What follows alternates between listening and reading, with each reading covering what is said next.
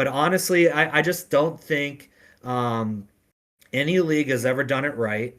And I think that's a true problem because they really should have just been okay with being grassroots and being okay with that and letting it grow, letting organizers kind of grow, and then let whatever pro league can actually come out of it and supporting a third party. And they've tried just weird ways of doing that over time, but no one's done it right, and I don't see anyone that actually looks like they're going to.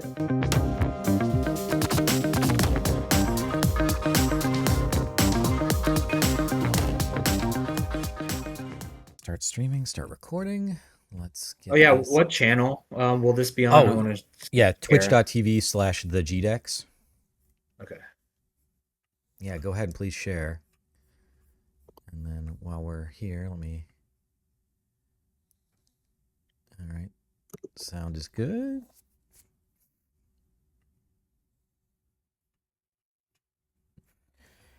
Oh, man.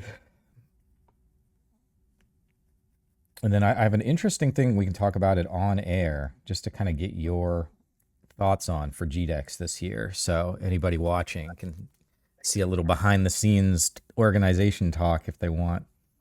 For GDEX this year. So anybody watching see a little behind the scenes. There you go. All right. Okay, I'm all good. You ready? All righty. Just give me a couple seconds of silence and I'll get us started. Good morning, everyone, and welcome to episode 90 of the Sandbox.Space weekly podcast, where we talk about all the latest video game news and fun stuff. Of course, I'm your host, Chris. I am joined every week by Baby Girl, who's in my lap, Pumpkin, who's over there, and of course, we bring a special guest with us. This week's guest, I'm super excited. This is Justin Kogge, founder of Game Arena Esports Foundry, who I've been working with for over a decade here in Columbus in a variety of ways. And I'm excited to have him on the show because I think we can talk about a lot of elements of the games industry that we normally don't bring on. So, Justin, how are you doing this morning? I'm doing great. I have my coffee. I'm ready to go.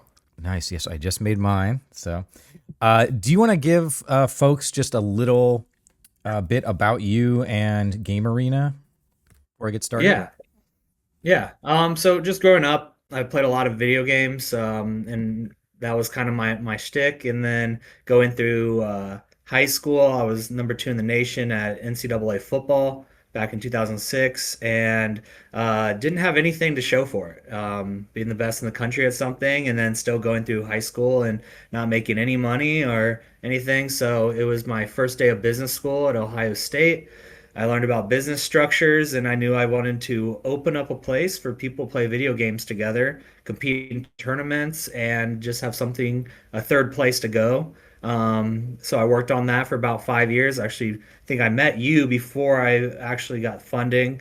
And In 2017, I got business partners, investors. We opened up Game Arena in 2018, 6,500 square foot facility.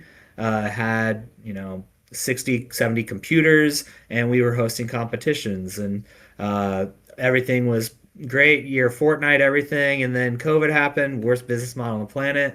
Had to switch up a little bit. So we kind of got more into the restaurant bar industry, opening up our location down on Ohio State's campus, and we started doing online events for people and white label service for events.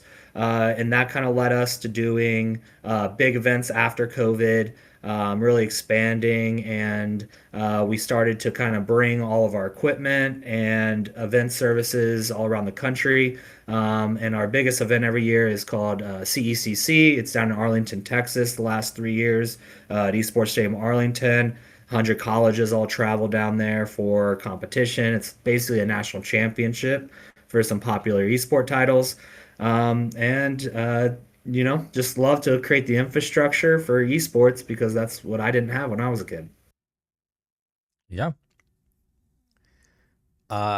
So yeah, I think I'm trying to remember when we first got connected. It's been a while, but It was at Lumos, actually. it wasn't. I That's right. remember talking to Yeah, you. Yeah, that's it was at right. Lumos. Yeah. Oh man, to be young again. To be young again.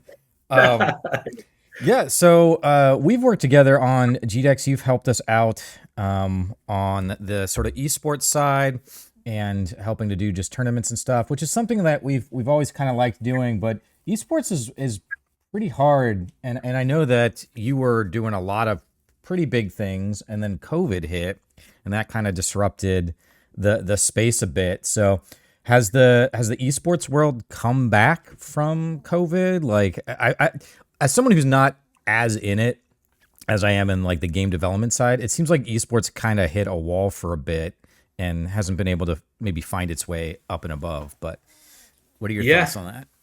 no, that's very valid. What I kind of think is esports kind of lives in its own bubble. As soon as you stop being a part of the community or you stop competing, it like goes out of your vision because pre-COVID, Fortnite was, the Beanie Babies of our time or the most. It was just so popular. Influencers, sports teams, everyone was like really excited about Fortnite, and that kind of went away.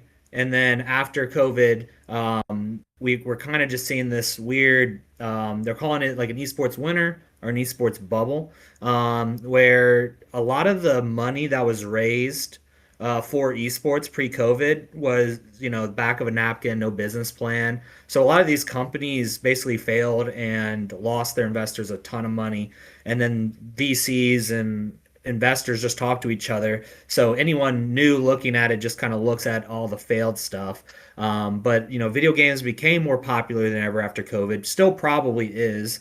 I still claim it's the biggest hobby in the entire world, and we're actually seeing booms in India and South Korea and China and the Middle East, especially with Saudi Arabia buying everybody. So it's doing very well overall in the world, but here in America, I just think the business infrastructure. I'm for what I do, I really don't have too many competitors.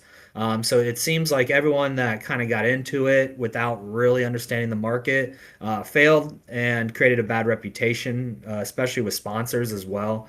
Yeah. Not returning value to sponsors, so then sponsors don't want to, do stuff in that industry. So it's kind of a weird market where I think it really just needed to kind of pop a little bit. There's too many of my people that were raising tens of millions of dollars, and I'm not over here trying to bootstrap everything. And I think that they created kind of this bubble that did pop, just like the dot-com bubble. Um, and then we're another thing that's probably really you can point to and kind of question is, if you look at the NFL or the NBA or these are all games that aren't really owned by anybody, whereas every single title is owned by a publisher. League of Legends, Overwatch, Fortnite, all Well, these games that was are something I wanted to determined. ask you. Sorry. Sorry, go ahead. Yeah, yeah. No, I think the publisher is interesting because no one owns the rights to football, so they can't restrict football. They can't tell the NFL what to do. The NFL Hmm. just makes rules and people just show up, and people want to pay and watch that. Whereas, the publishers owning their stuff, if they are not invested in the esports or the competitive side of their game, it is very hard for anyone. And you can look at Nintendo as a perfect example of even sending cease and desist to organizers and giant tournaments because they just don't like how they were doing a specific thing, or they're just regulating it. So it's an interesting dynamic Yeah, where that's the people that own the game don't yeah, that's what I don't wanted to ask. Because really. in the early days, you and I were actually talking about this is, pre 2018, 2019, pre-COVID. We were talking about possibly getting a couple teams together, and Overwatch was one of the games that we had discussed. But I remember you telling me, I don't remember the exact number, but in order to get an Overwatch franchise, it was like $20 million or something. It was some obscene cost. Yeah. And then on top of that, you are completely beholden to Blizzard on how they want to create their league.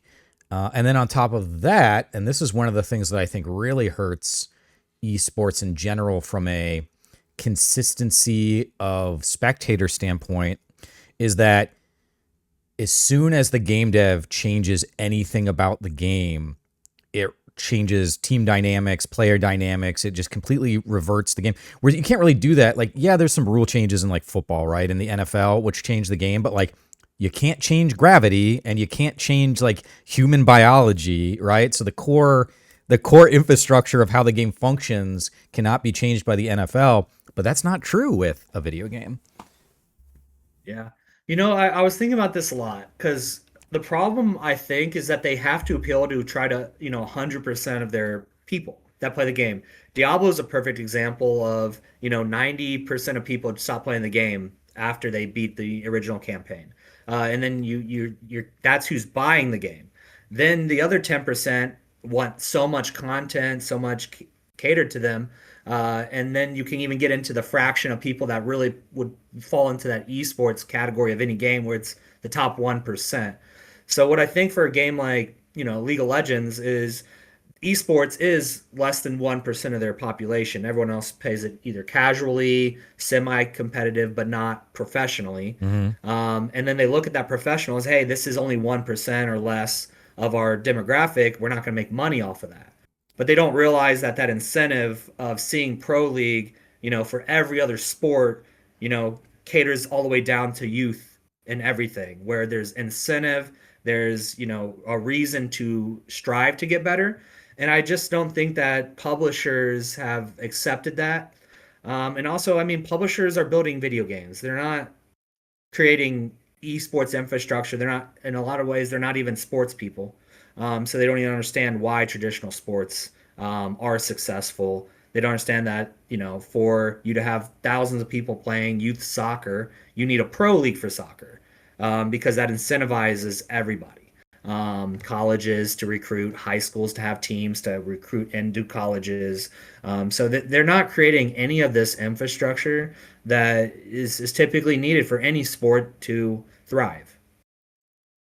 Yeah, it sounds to me it's even a little bit worse than that because yeah, you need a pro league to be able to incentivize the schools and the colleges to create something, but you also need the schools and the colleges to act as a feeder into the pro. Otherwise, it's Yeah. just it's very difficult to maintain like a good quality of athleticism because where are your professional players going to come from if they're not being trained from 8 years old up through school? But it's really hard right now. And again, correct me if I'm wrong. It just seems really, really hard with the IP and franchise protections to even get smaller leagues started. Like we've had this a little bit with GDEX where every year we have to have a conversation about, okay, what games can we even do a tournament at GDEX without running afoul of the IP holder? Because that stuff just changes constantly and everybody is so protective of their IPs that there's no like room for innovation in sort of a league creation space, it seems like. Yeah. No, I always wonder because one problem with the pro teams was, look at a traditional sport. If I was the Cleveland Browns owner, I I make my money off of having a stadium that's paid for by the city of Cleveland in Cleveland, and I get butts and seats, and I sell them food and drink, and I sell them tickets. Hmm. Overwatch League, And as a prime merch and whatnot. example, yeah, everything. And you got a city behind it. Like the reason why I like the Browns is because I'm from Ohio, right? Like, but Don't Overwatch don't forget League the basically. Bengals. They're in Ohio. Hey, they're all right. Yeah, I'm a Browns fan. But they've just said, hey, like call yourselves the Boston whatevers, but we're still gonna always play all our games out in wherever in California. We're gonna make every pro team not have a stadium, not have actual home games. You have to pay for your players to live in California, and the price of everything just skyrockets. Half of these pro kids will be on even hundreds of thousands of dollars of contracts and leave with nothing. Their life is only 1 to 2 years because video games are so competitive. It's not like you're LeBron James 6'8" and you're never not going to be 6'8". It's like okay, the second that your reflex speed or you don't want it as bad as the other person, and you don't want to play 16 or 18 hours a day. It fails on you. So I think there's just some fundamental problems with professional teams making money. It depends on how the pro league wants to actually operate. You're right. The IP owner does want specific things. League of Legends was and Blizzard have been, known that it's kind of a problem to even have weekend games just because they don't want their workers to work on a weekend. It's like stuff like that should never come into effect of Really? an That's even an interesting. idea that like it's a problem to actually have support on weekends because your employees will have to work on weekends. There's weird stuff like that that pops up, but honestly, I just don't think any league has ever done it right. And I think that's a true problem because they really should have just been okay with being grassroots and being okay with that and letting it grow, letting organizers kind of grow, and then let whatever pro league can actually come out of it and supporting a third party. And they've tried just weird ways of doing that over time, but no one's done it right, and I don't see anyone that actually looks like they're going to right now. Yeah, that's interesting. Real quick, I do want to talk about age because I know age gets brought up. You mentioned reflexes and whatnot. Age gets brought up in esports a lot, and I'm sure there's some studies or whatever around this, but I don't know if I entirely buy it. And you can tell me how I'm wrong here. One, because I look at some of the competitive games, like look at the competitive Tetris players. Those people are in their 40s and 50s, and they are moving like you would not believe. And so I also don't think like the science generally doesn't, like, you don't fall apart at 25, like there's people that are running really high competitive levels of all sorts of sports into their late 30s, sometimes early 40s. So is this a perception, or is this like a real thing, or maybe a combination of the two, that when it comes to video games, dude, I've schooled way younger kids at a variety of video games, and I'm 44, and so Yeah. I'm just kind of curious about that. Yeah. So this is definitely a debate that's been happening for a while, and honestly, even my own views have changed over time. So I would say the myth has been a little bit debunked, where age matters because it really is showing not to. Faker is the perfect example. He's still the best League of Legends player in the world. And he's won 6 championships, and he just won this year. He's over, he's 27 or 28, and he's been doing it since he was, really young. What I think happened was we looked at games like Fortnite and we're like, okay, all the kids that are just doing amazing are like 13, 14, 15, 16, 17, 18.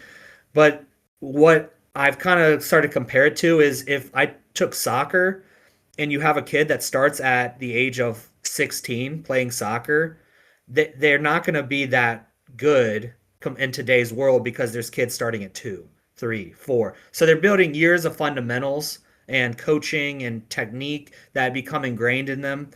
So I don't think we can take that for granted. So when a new game comes out like Fortnite, and you just took a 14-year-old that sits there and plays it all day every day, has no worries about the real world, work, school, and all they do is grind out Fortnite, and then you look 1 year later and you try to compare them to a 26-year-old that has to have a job, that has worries, that has a lot of other stuff going on. Yeah, sure, you'll say, okay, yeah, the 14-year-old's better. And I think we just did that as a whole.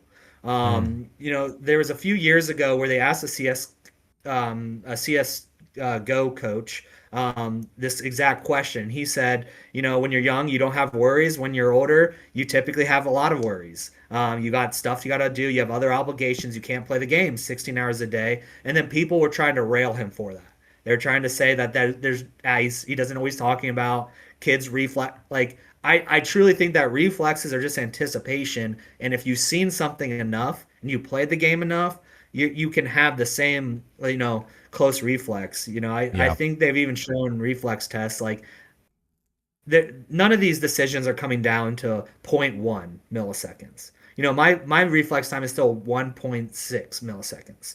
So it's like, I'm not even playing that game, so I'm not refreshing my stuff. So I really do think the reflex stuff is definitely over. I think it's simply playing the game a lot. Not, what are you focusing on? Are you getting coaching? I think we'll start to see our true pros at games when a game can last 15 years even. in a competitive space to where like the dad was like semi-pro or pro, and he kind of vicariously tries to live through his kid. His kid's playing at 2, 3, getting coaching, going all the way through, like you would see in a traditional sport, Hmm. right? That's where we see like our better players. So I just don't think there's infrastructure for younger people that help them kind of get there. But I don't think age is a true thing anymore.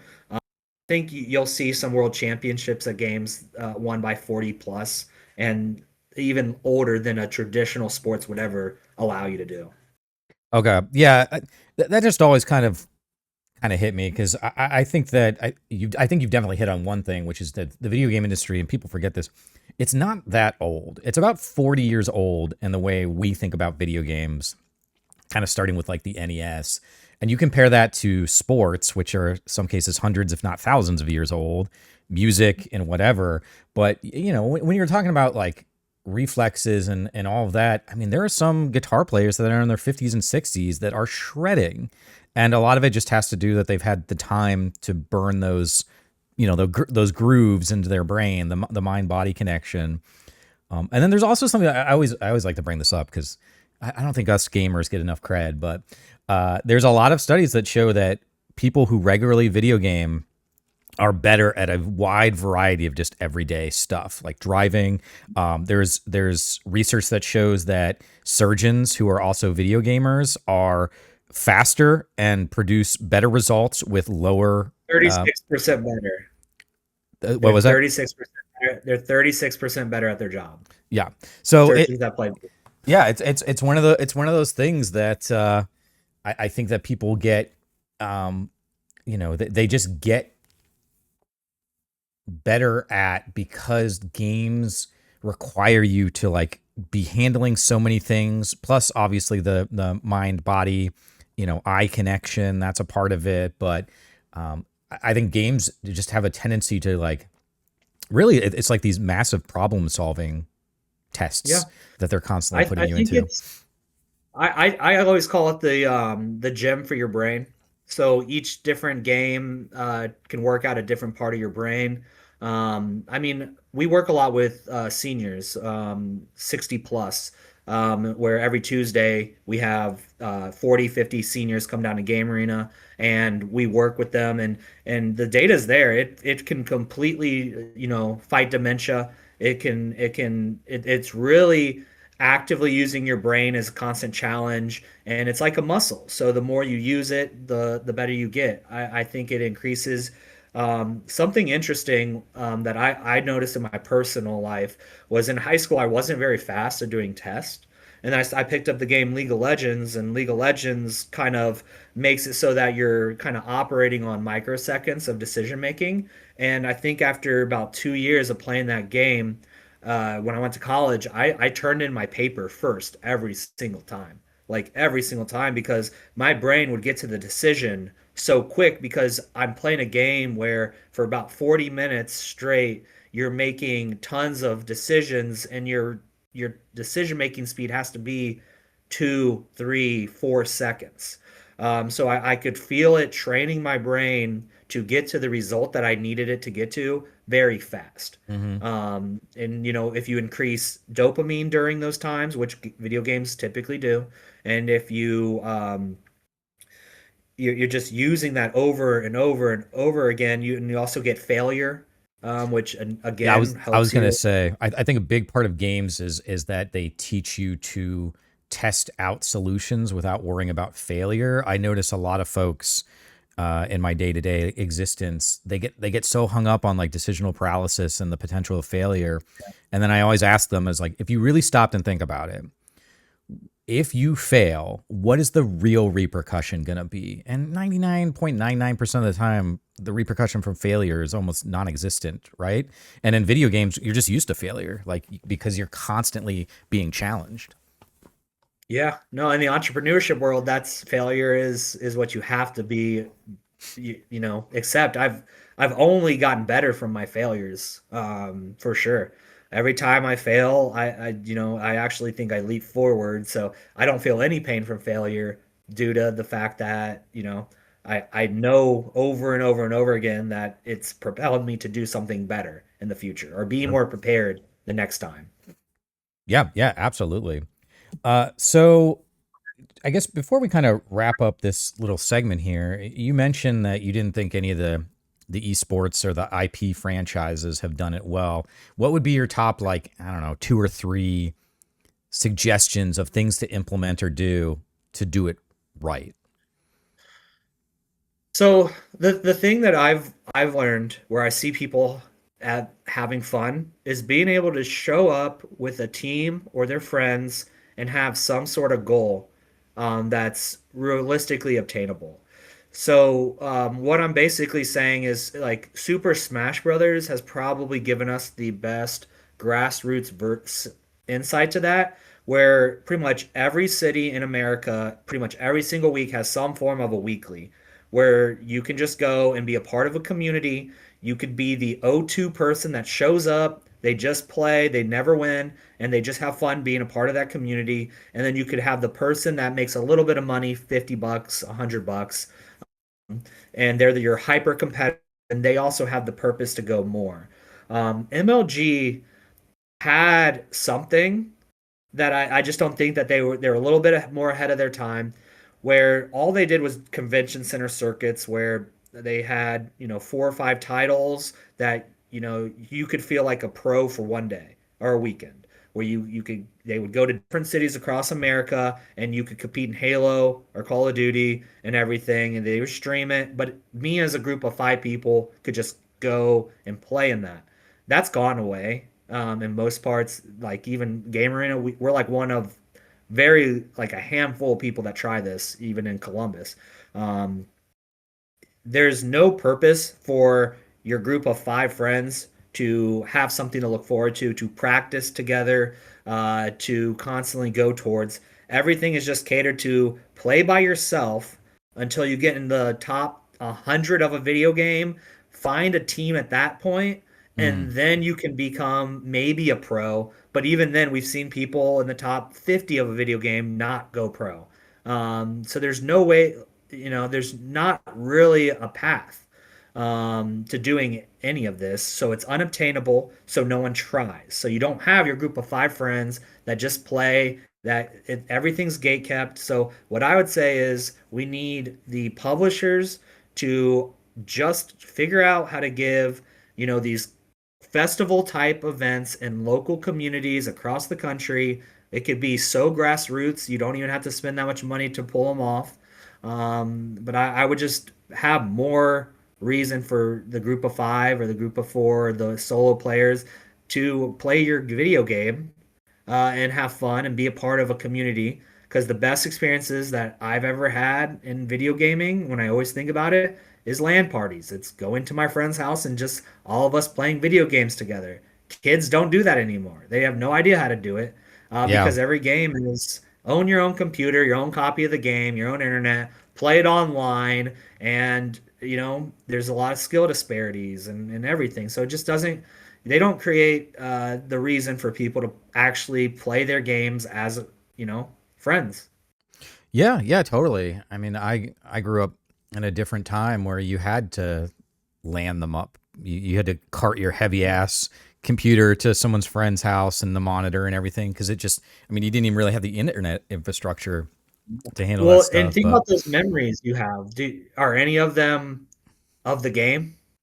oh, I mean, they're all, yeah, They're, they're all super just they're being together, having fun, eating pizza, drinking your Mountain Dew yeah. and doing whatever. Yeah, totally. Yeah. Like my favorite memory of a LAN party was we were playing Madden, and my friend who really sucks at the game, and my friend who was the second best in the group, I gave the friend that sucks a fake controller, and I'm sitting there in the back with my hands under a blanket playing, and my friend's getting so mad that he's getting slaughtered by the worst guy at the party, not knowing that I'm actually just beating him over there. So Yeah. like those are the memories. It's Yeah. the uh, everyone in the separate rooms playing Halo with a cord going across and shit talking between games. I don't remember a single play I ever had in a game, uh, Oh, but I sure. remember the moments with friends, and I Yeah. think that's what they need to bring back somehow.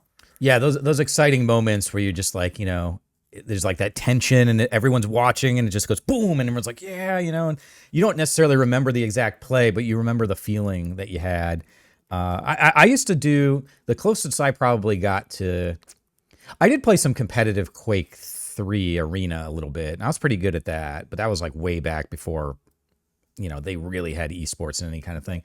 But I did do some World of Warcraft PvP for a while, and I had a couple friends. I think we did 3v3, and we would train and stuff, and we got pretty good, and it was a lot of fun. But eventually, we did get to that point where it's like, if we are really going to get better at this, it needs to kind of become a second job. And we were all like, Yeah. we don't want to do that. Like we're good enough that we are constantly placing sort of in the top tier, but we're not going to devote 20, 30 hours a week to training Yeah. for this. And when you hit that point, which is, the overwhelming majority of people cap at that point, the thing that would have been there was, hey, there's World of Warcraft tournaments in your local town, Yeah. that you could physically go to and meet other people, and that's where you would have been able to continue that fun and keep the team together and creating those moments. I play in all my League of Legends tournaments, always lose, never get even to out of group stage because everyone that comes in League of Legends is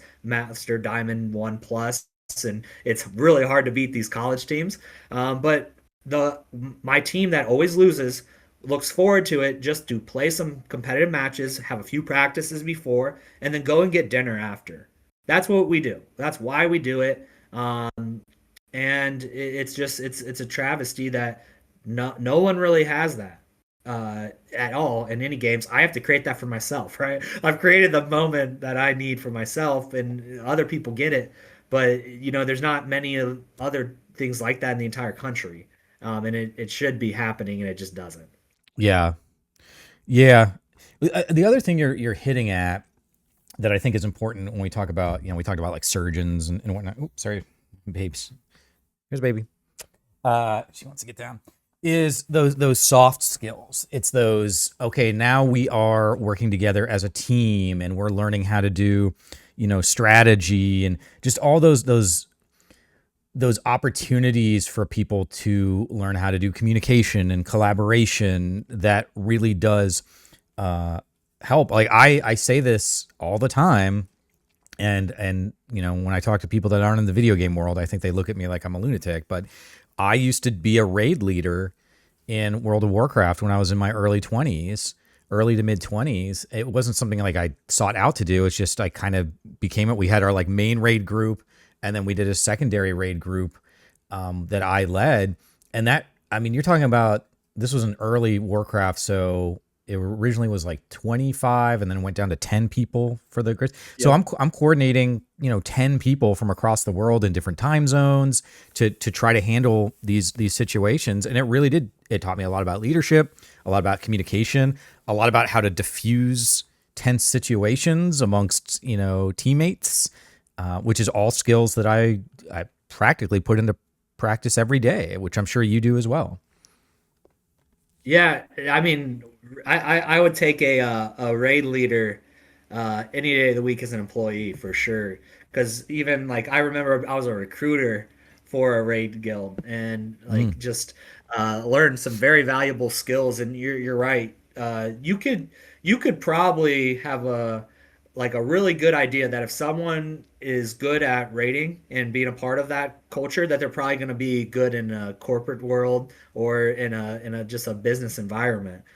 Because there is a lot of systems and infrastructure. There's hard work and dedication. Can someone do the boring stuff that isn't fun for the greater of the good? Hmm. So I think soft skills are interesting because I do feel like games like WoW were perfect at it, and then I don't really see how that's recreated in today's games. It seems like most games have really individualized people to solo player or solo queue, where you're playing by yourself or with one other person maybe. So soft skills are the thing I think kids in general are just missing now. Even I see it because we work a lot with colleges that have esports teams, And I mean, they're dealing with problems that like would have been weeded out in any traditional sport, being on a team growing up. I mean, just how they talk, how they uh, react to stuff. Like at the first time they're getting real team experience and actually like a coach and negative feedback on being bad behavior and stuff is in college. And I you can't start learning those skills in college. So I do think that those soft skills are highly sought after now.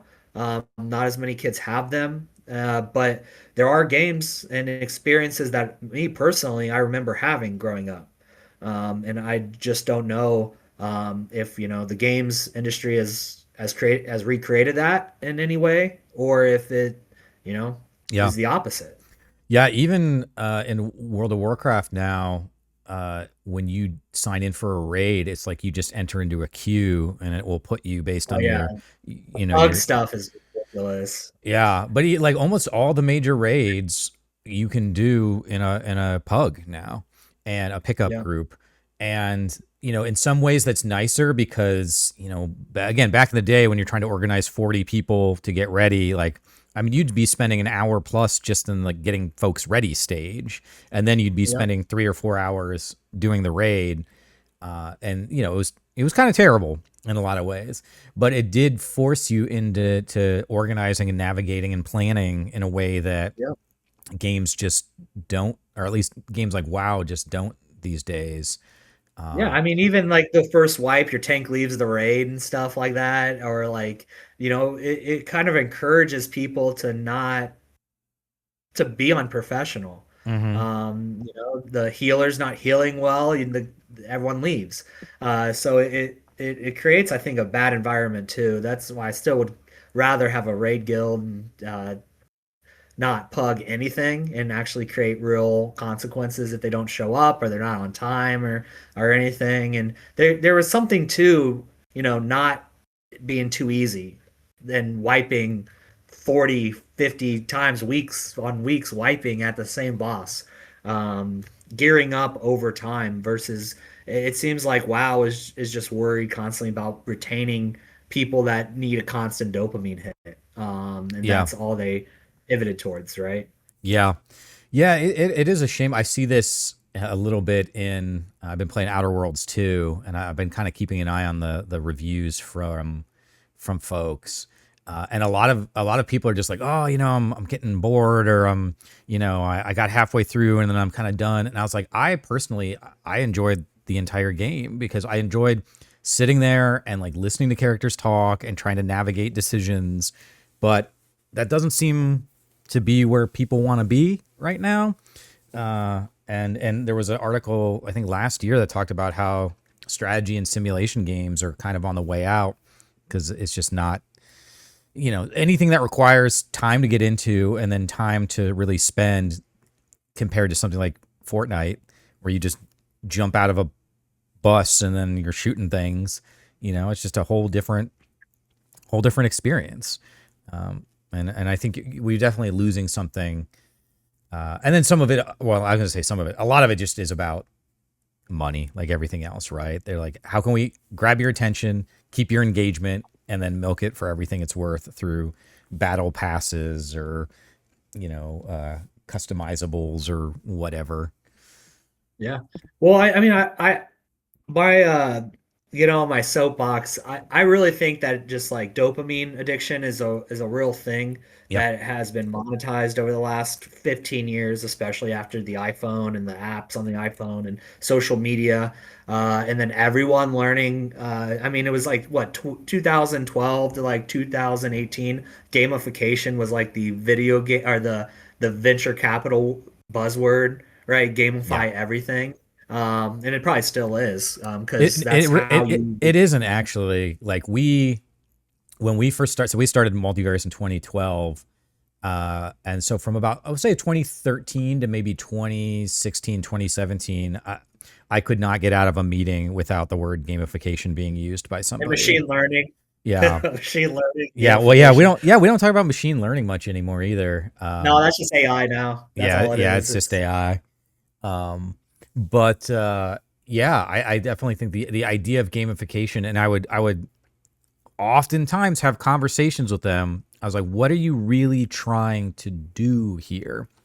Because it sounds to me like you want us to just use these techniques to keep people engaged or in your app or whatever, but like what are they getting out of it and what are you getting out of it? Like just having engagement doesn't do anything. If are they learning, are they involved in some kind of interesting fun activity, but a lot of folks are just like, it's really just gambling techniques. They want to use gambling and Skinner box techniques to keep people's engagement.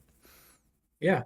And I mean, the problem is, our kids are more addicted to shorter form content, TikTok, everything. So it's just quicker, more condensed. Like there's kids that actually struggle to watch a 1 minute video because they're so used to 10 seconds or less. They'll flip if they aren't releasing dopamine in the first 5 seconds. That there's just so many things. So when you play a video game, and honestly, I felt it, but I wasn't wired at birth to be short form content. I Yeah. felt it where I play a new solo player game and it's taking a little bit to get into, and I'm like, you know what? I'm just gonna go play League of Legends because that's just gonna hit right. It's gonna feel good. It's gonna give me that dopamine quick hits constantly that I'm looking for. So even I felt it, and I'm trying to defend against dopamine things. So I can't Oh yeah, imagine a totally. kid that has no idea about it, has been since birth. I mean, the first thing McDonald's asks you, Starbucks, is you want to use your rewards points or scan your code to, our food is gamifying us, our entertainment's gamifying us, our games are gamifying us. I get rewards points for listening on Audible to books.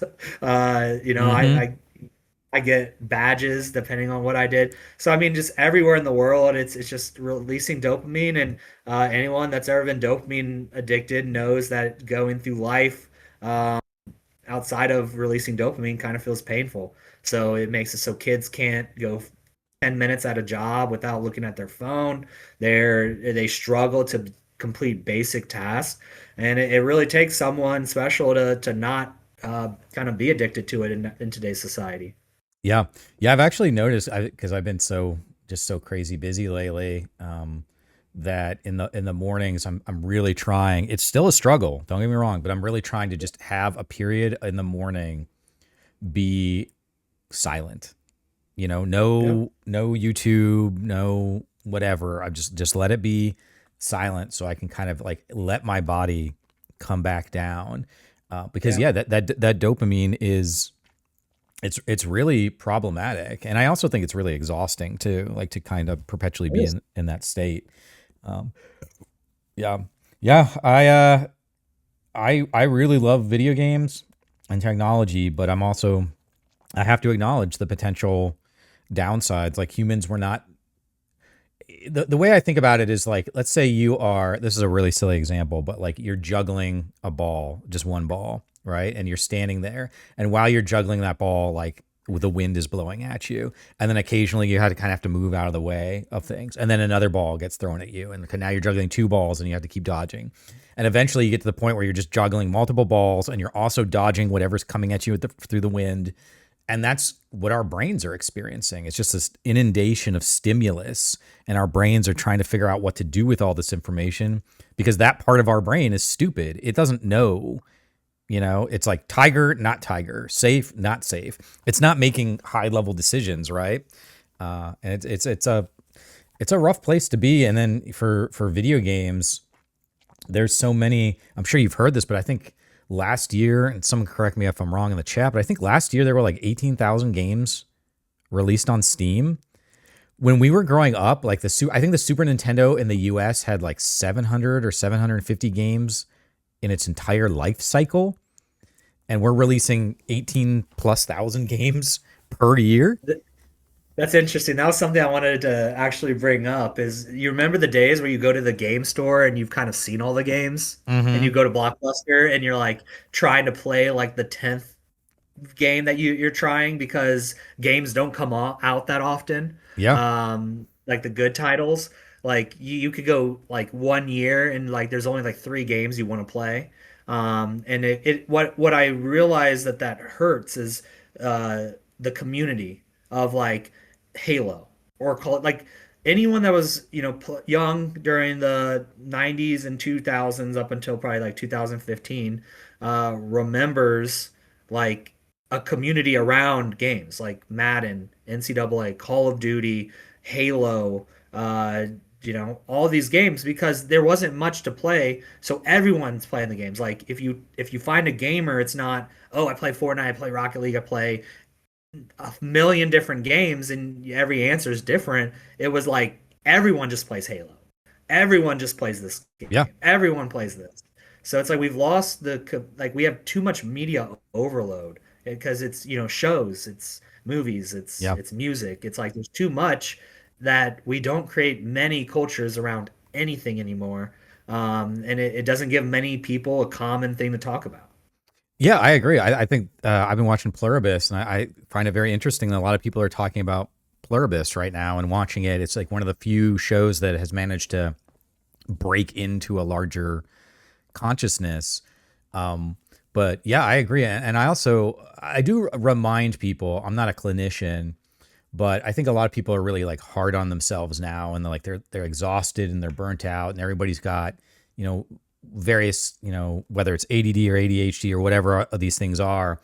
I also remind people just take a break. Like we are living in a period of time where humans are just being bombarded with information and stimulus, and we can't even tell what's true and not true. And now these AI videos are getting like ridiculous. Oh, It's like give yourself give yourself a break and try to step back and take, because it's no wonder we're all exhausted and running ragged, because that we're like rats trapped in a cage right now. But yeah, I do agree. I think it's I don't know what the solution is necessarily, not that we even need to come up with a solution, but how do we create these places? And I think you're doing it with Game Arena, where you're creating a physical place, and that's, I guess, leads to my question, because I've really noticed that, particularly with, it seems like, younger folks, that a lot of them are kind of abandoning the social world. Maybe not entirely, they're not like throwing their phone in the garbage or oh, that's whatever, pretty but cool. they're Yeah. like, I want to go and be around people, or I want to go and do a activity together in real life, because I think the constant digital ecosystem is maybe wearing thin for a lot of folks. But as someone who has a space, are Depressing. you seeing that? Yeah, actually, so what I was gonna say, kind of to if anyone is suffering from depression or really overwhelmed constantly, my best advice is go and find a cabin in the woods or something, Airbnb or something, and go spend a weekend where you don't look at your phone, you don't turn on TV. Like by the second day, you will completely change, and you'll start to realize how a simpler life really can refresh you and start to change. And dopamine fasting is a really beneficial thing. But it's worse than ever when it comes to kids getting, craving for something outside of this digital world. I mean, we're talking to colleges that are saying that students aren't hanging out with each other anymore. They're flying home on weekends because they don't want to just sit in their dorm room by themselves. Like that's not even real. There was actually a post on Reddit for OSU where someone's like, "Why does it feel so lonely being here? Like why am I like I'm surrounded by thousands and thousands of people and no one's talking, everyone's on their device. I feel anxious to even say excuse me on the bus. Like why? And then like the comments, there was no one like disagreeing. It was everything was, yes, this is bad, this is a story. Yes, this was bad, this is my story. It was just that. And it was hundreds of them. I mean, I think COVID probably did a lot to accelerate this. I think we're going to hit it regardless. And I do think it's, kids are afraid. They're anxious, so they're not doing things. I think they lost 2 years of social connection and it became a habit. Do you remember the fear of missing out? Like, Mhm. honestly, like I think it was everyone in high school, you feel that constantly. Oh, I'm not hanging out with people. Oh, I'm not doing something. Oh, I got to go and actually create a friendship. Like, I don't think kids, I think after COVID, it gave everyone an excuse to remove the fear of missing out, and they're just not doing that. They're not getting the anxiety of not hanging out or going out and creating a friendship or talking to the random stranger on the bus because you noticed their backpack has a Pokemon sticker or it has the Horde symbol. You know, it's like Mm-hmm. kids just need to find those common things and they need to be okay with understanding that they can go out and create that friendship or that conversation and just talk to the random person like on the plane. I was flying to Texas, and I sat next to this guy, and I had my headphones on and a coffee, and he says one thing about the flight attendants like being super aggressive about the bags, and then I'm like, oh yeah, yeah, and I put it back in. He says another thing in the next 30 seconds. I'm like, oh, yep. And then he asked a question, and you could tell he was not gonna like he doesn't like sitting on the thing and not talking. So he forced me to talk, and we had a amazing conversation for 2 straight hours, and it went by like that. And I started to take that upon myself to start doing is like, hey, someone might just not want to talk, but if I start talking to them, I'll get something out of this conversation, and hopefully they will. Might build a friendship, might do something. So like that's the skill set that I really think that people need to adopt, and they need to start doing more. Yeah, I think that's fair. I was thinking about it the other day. So last night I went to this Clintonville Democratic Progressives dinner, holiday dinner thing for my campaign, and I started noticing like while I was there because I'm an introvert at heart. Like I'm perfectly fine sitting at home with my dog and my cat playing games or whatever. But I just noticed I was bouncing around last night talking to all sorts of different people about all sorts of different things. And by the time it wrapped up, like 2 hours just flew by and it was time to go. And I was like, I think like just getting out there sometimes and talking to people, I remind them it's a skill. And if you spend time like kind of developing that skill on how to communicate, you'll actually find that it starts to become smoother. So another example, this was another campaign thing I went to. This was a couple months ago. I think it was out in Champaign County, and there were these two older like black gentlemen talking to each other, and I kind of like inserted myself into it, and I was like, oh hey, is there anything, just kind of trying to chat or whatever, and it became very clear that like I had who's this weird guy that just sort of like jumped into the conversation. And they were perfectly pleasant, but we didn't really get anywhere. And I was like, okay, well, it was nice to meet you. I'll see you later. And so then I left. And then they ended up splitting up, and I saw that other guy there. And I went back to talk to him again. And I started just sort of chatting to him. I was like, well, what do you do? And it turns out he was a software engineer. And as soon as we started talking about tech and whatnot, he just opened up. And then we spent the next 30 minutes chatting. And so it took a couple of times to sort of like figure out where that connectivity point was. And I don't know anything about him. Like for all I know, he could have been an introvert as well. And so maybe bridging that gap was a challenge. But as soon as I found what that point was, we were able to have a perfectly pleasant conversation about all sorts of stuff. It was really fun. Yeah. No, that the skill that I have is I just say, hey, what's your favorite video game? And all I need to do is unlock that one tidbit of information, and I can become your best friend. Because that's people need that common hobby, and then they can talk about their favorite passion all day, like all the time. And most people, because it's the most popular hobby, have those memories. In it, sometimes it's the 40-year-old professional that quit playing video games in his 20s, but he still will love to talk to you about his favorite game when he was in high Mm-hmm. school. And then it can lead to more information, more points of interest, more points of conversation. So I've learned that the best thing, you can almost stereotype people better by what video game they play than any other thing. Yeah, I could see that. Yeah. So like, if I find a League of Legends person, I'm your best friend. We all hate ourselves, and that's why we play the game.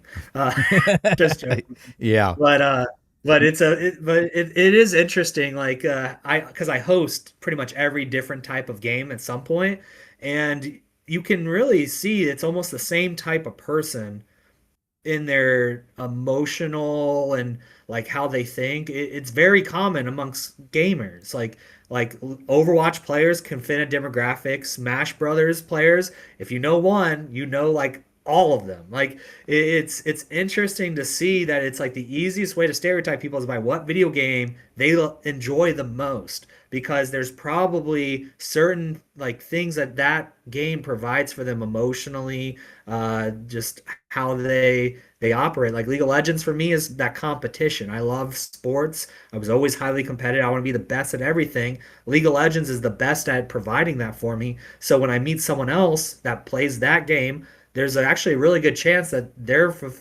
getting the same need fulfillment that I am. And then we Sure. have a lot in common. Yeah. Yeah, I mean, I think ultimately, at the end of the day, too, just getting yourself out there. And I tell my students all the time, go out and get more experiences because those are going to, one, they're going to make you better at being a game developer, which is what I teach. But two, they're going to make you better at being a person. So, like, I'm not a big sports guy. But this season, NFL, three of my friends and I, so there's four people, are doing this sort of like team draft thing, and the winner, the other three have to buy the winner a dinner of their choosing. And again, I chose my teams based on uh, cool animals and fun cities like that. I like cities I like and animals I think are cool. And I chose the Miami Dolphins because I like that teal green. But I didn't look at really any of the stats or anything. I didn't really know any of them. I happen to be winning by a dramatic amount right now, which is driving them crazy. But on several occasions, I've noticed over the past couple of months that's at least given me something to talk about. Like, I don't really know the players and I don't know all the team dynamics, but I am keeping an eye on the games and who's winning the games. And so it's Yep. giving me an opportunity to kind of talk about that with other people who maybe more are into football. And so I'm not an expert, but it gives me something to kind of talk about them with. And so the more like experiences you can have. I had a conversation about photography the other day. I was a photographer for a while with somebody. All those little experiences make you into who you are, and they give you that opportunity to chat with other people.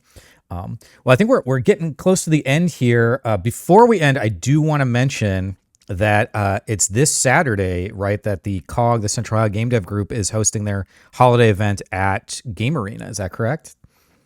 Yes, it is. Yeah, so everyone come out. You'll have a good time, play some video games together, get some good food and drink. And we love supporting this community. Yeah, well, we're super appreciative of it. I think I'm going to be out there on Saturday. What time does it start? Is it 6? I can't remember. I should have looked this up before I. Let me double It check. starts at It starts at 6. uh, Yeah, yep. 6 to 9 at the Game Arena on campus. So anybody watching, feel free to come by, just hang out. Whether you're a game developer or not, just or a gamer, just come and say hey. Thank you, Justin, for supporting the game dev community and supporting GDEX for so many years. Yeah. All right. Absolutely. Thanks for having me on. It's always a pleasure talking to you, and just let me know if you need anything. Yeah, it was great. Is there any way for people to reach you or follow you in what you're doing? I don't do any social media. You can add me on LinkedIn if you want. That's the best way to probably reach me and exchange contact info. But always willing to have those conversations and meet new people. Awesome. Well, this has been episode 90 of the Sandbox.Space weekly podcast. Of course, we do this every Wednesday at 10 a.m. Eastern on Twitch, and then we post the video on our YouTube channel. Hopefully, we'll have some GDEX info for you. I think we found a couple potential locations. Oh, before we go, if you got a couple minutes, Yeah. I want to throw this by you and see what your thoughts are. We have a potential of doing GDEX this year at a different location. This location Yeah. would be in Newark, so it'd be about 25 minutes away from Columbus. But in essence, we would rent the whole place out for the weekend, and it would be kind of like a hotel slumber party game dev weekend. Curious about your thoughts on if we did something like that instead of doing it at like a convention center or another location. Actually, a lot of the best gaming events that create that community and that reason to go have been like hotels with the ballroom under. Mm-hmm. Some of the biggest Smash Brothers and fighting game events are at like a Kalahari or like a place that has a third thing to do outside of the gaming. But I do think there's a ton of value, especially if you can have the room set up for like all night gameplay, like in a side conference room, or you actually get the ballroom all night, where people can just play video games together. That's a huge experience benefit. So I could see it being really cool. It's kind of like a music and all, those music festivals in the woods where everyone Mm-hmm. camps. It creates kind of that vibe. So I, I could see that being highly successful, and for people that do it, having a lot of fun. Awesome. Yeah, we're kind of kicking that idea around of it would be like a all weekend kind of gamer game dev experience. So, all right, well, stay tuned, folks, for that. We'll update you. But Justin, thank you so much for being on the show on behalf of myself, Baby, Pumpkin, everybody in the chat, and our special guest Justin. We will see you next week.